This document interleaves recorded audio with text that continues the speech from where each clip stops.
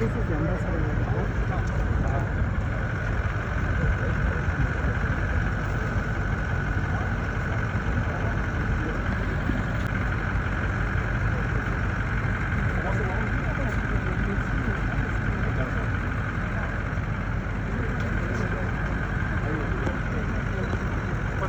What about?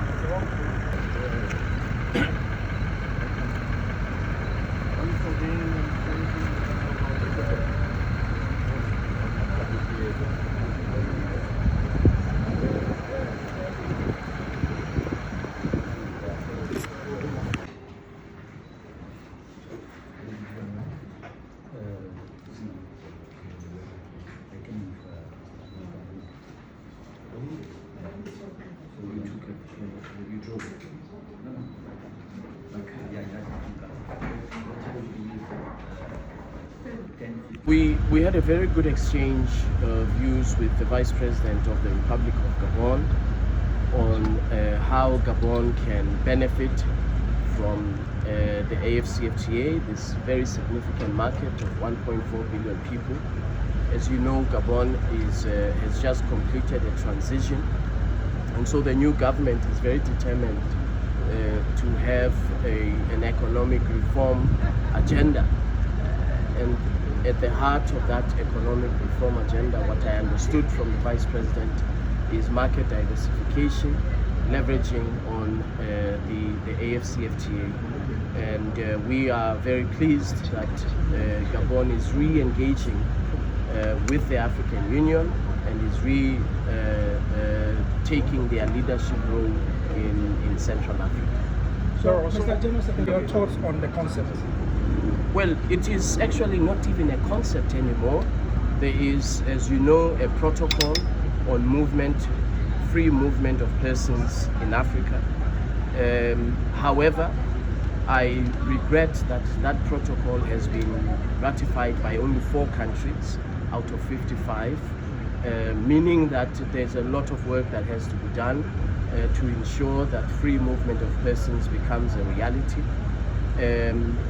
The good news is that a number of countries have already taken steps individually. Ghana, for example, visa on arrival for all Africans. Nigeria, Rwanda, Kenya. These are some of the countries that have on their own accord taken significant steps to ensure free movement of persons. Some countries are still far behind, I'm afraid, but we have to accelerate the pace for free movement of persons in Africa. It is a matter of regret that 90% of Africans cannot travel up to 90% of Africa without a visa. And so we have to change this, but of course it requires our heads of states to be fully engaged as the African Union. Well, a common currency for Africa is a long-term vision. It will require quite a lot of effort and building block, foundational building blocks to be established. For example, it will require macroeconomic convergence. And I don't think that as a continent we are there yet. It is a long-term ambition for Africa to have a common currency.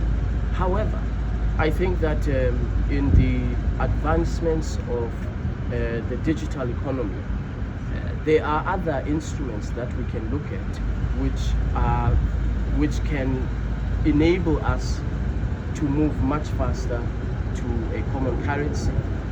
We can consider a digital currency which doesn't require to be backed up in terms of convergence of macroeconomic policy.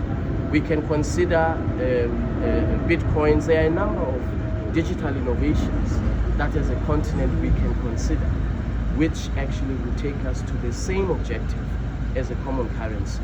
So I think what we should do as Africans is to think innovatively and creatively about what do we mean by a common currency in the context of the technological advancements that have taken place, and also think about it in the context of the challenges that relate to achieving macroeconomic convergence. We know the history of Portugal, Spain, Italy, Greece, what happened in these countries when the issue of macroeconomic convergence was not properly thought through.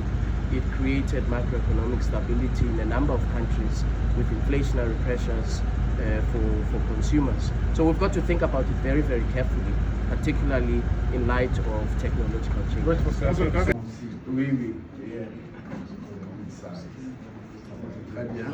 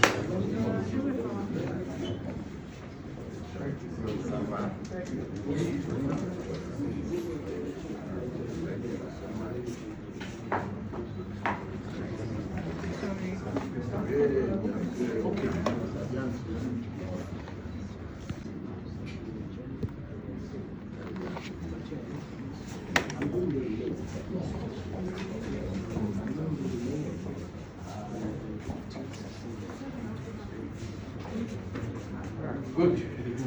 So I am off. Ok, thank you. Thank you. C'est bon, c'est bon, c'est bon, c'est bon. Ok, thank you. Merci.